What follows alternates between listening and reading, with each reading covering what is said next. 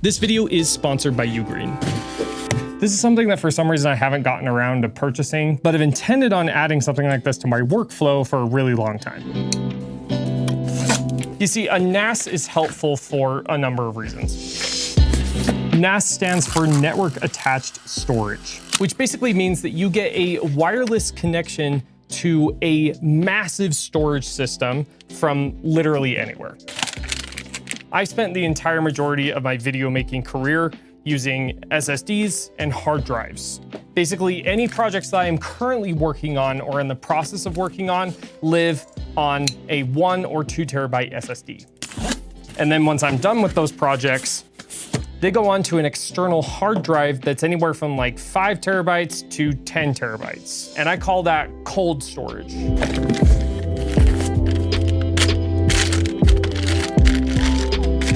We have four 4 terabyte hard drives, so 16 terabytes in total to put into this system. And you can imagine after making, 300 plus videos over the course of 5 years, I've accumulated quite a bit of raw video files. So that's where this is going to change my workflow entirely. Now, one of the biggest reasons I hadn't purchased a NAS or set one up yet was because I was really intimidated by it. But when UGREEN reached out to me to check out this NAS system, I did a little bit of research, and the number one piece of feedback that people gave about this system was that it was easy to use and easy to set up. So this right here is the UGREEN NAS DXP4800 Plus. This is a 4-bay NAS system. It has 10 gig Ethernet capabilities, has a bunch of different AI organization features that can make storing on this device really, really easy. I have never set one of these things up before, so this is a first for me. Now, before I get too excited, there's a big factor about NAS drives that I have to take into account first, and that's how my internet works. So this is the current state of my internet. We do have fiber internet here, so this is the modem, and this is the mesh router. Now, the company that installed this just came in and put it in. But basically, in order for me to really take advantage of this NAS system, this entire setup is gonna have to change.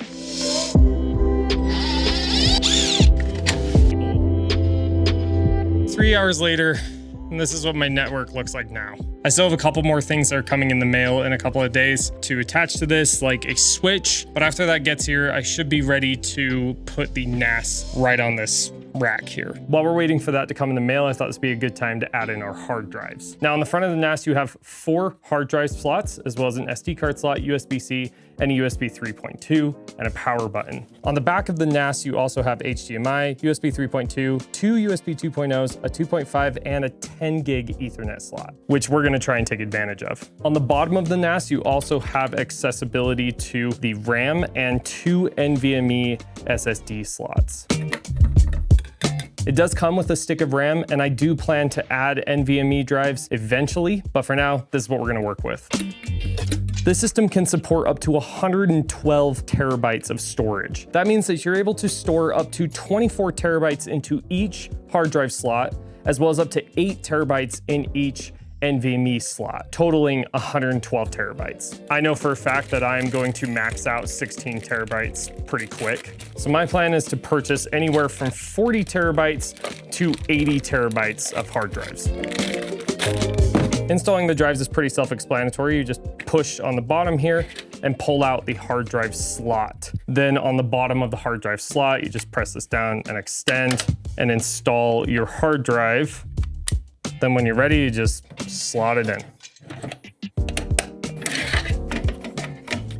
Those do lock into place, by the way, so they're nice and secure. Wow, that made this really heavy. If you want to make your drives extra secure, you can lock them with this little key that they provide for you.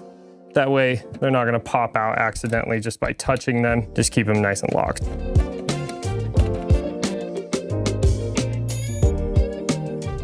One thing to mention about NAS systems is a lot of them require you to use specific hard drives in their system, which can limit you in some ways, as well as decide your budget. This NAS system, however, is compatible with a bunch of different drives from different brands. UGREEN does have an entire compatibility list for not just the hard drives, but the M.2 slots and the RAM. And that list has drives that have been tested multiple times by real customers, so you can trust it. I'll leave a link in the description to that. Now, once I got everything installed and connected to my network, the setup process through UGREEN's website was pretty smooth. It walked me through creating a storage pool, setting up users, and configuring RAID 5 for data redundancy. Now, for someone who's never touched a NAS before, this process felt pretty easy and straightforward. At least I didn't feel confused at any moment.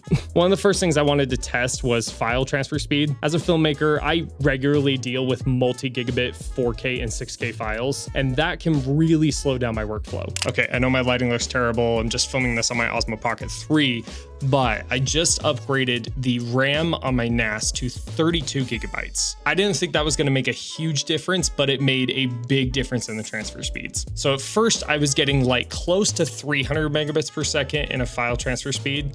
And I've been using this same Blackmagic RAW video file here that's like 9.3 gigs. And this is on my desktop SSD, which is an NVMe drive. So transferring this onto the NAS that I have here, I'm getting close to a gigabit per second for the first like 3 or 4 seconds, and then it drops down to like 500 megabits per second, which is still way faster than it was. I'm pretty sure it's the RAM upgrade that made a difference. But yeah, before I was only getting like 300 megabits per second. Now I'm getting close to a gig or at least 500 megabits per second. Pretty cool.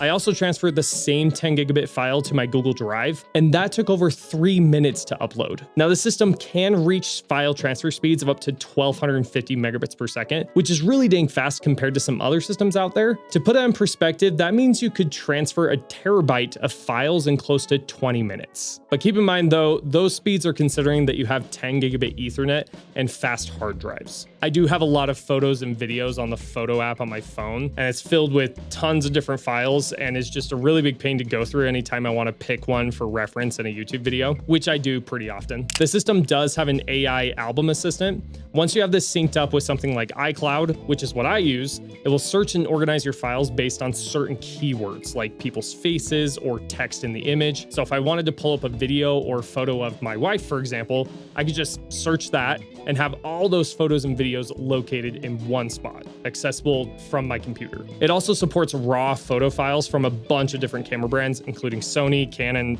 all those. Another thing to consider with a NAS system is the ability to access files on it from literally anywhere that you have an internet connection. For example, if I'd had this while my wife were on our Disneyland trip last month, I could have uploaded the videos and photos that I was taking in Disneyland from my phone directly to the NAS. Now, this not only backs up the files to keep them secure, but the files would already be there waiting for me when I got home. That ability to sync files from anywhere is huge for fast turnaround type of environments like commercial shoots, weddings, or social content production. The NAS also supports multi-user access, so multiple editors, designers, or collaborators can use the same system without any issues. You can also add some extra security measures with permissions using like a password to share files or entire folders, and then you can generate a secure link and have them input that password, and people can have access via that way. Now, the real question here at the end of the day is a NAS right for you? And when should you invest in one? If you're a video creator, filmmaker, photographer, or just anyone that deals with large media files, I'd say at least 5 to 10 terabytes of files a year, then I would highly recommend investing in one as soon as you can. Speaking from working with SSDs and hard drives for the last 5 years, I've lost a ton of footage and projects just trying to free up space to add new projects. And it's been really annoying to have to, plug and unplug hard drives just to find the right project file for a couple of years before. And then you have a whole collection of all these hard drives to go through. And whenever you're like, oh, I wonder if I can pull some B-roll from that project from forever ago, you're like, which one was it? But with this system, it's just a lot faster. Now, for me personally, I plan to use this NAS specifically as cold storage. I honestly just wanted to have one spot to have access to all my previous projects projects I've worked on if I needed it. I don't mind editing off of an external SSD or off of my desktop, so I'll probably keep using 1 or 2 SSDs for my current projects, and then when I'm done with those projects, I'll move it over to the NAS to access later. But I like that if I do need to access files from a previous project, I can connect to the NAS wirelessly and find it. So with this system right now, there is a 20% discount as part of the Prime Day promotion. So if you've been thinking about upgrading your setup, this is a great time to do it. I've included a link in the description so you can check it out for yourself. And if you have any questions about the setup that I did or integrating it into my editing workflow, or if you'd like me to further explain how I upgraded my system to really take advantage of this NAS, then feel free to drop those questions in the comments. I'll be responding to as many as I can. And again, big thanks to UGREEN for sending this thing out to me and sponsoring this video. I hope it was helpful in your search for a better file organization system as a video creator. If you enjoyed this video, then maybe watch this one next. And don't forget to like, subscribe, and hit that bell button so you never miss out on new young filmmaker content. Good luck filmmaking.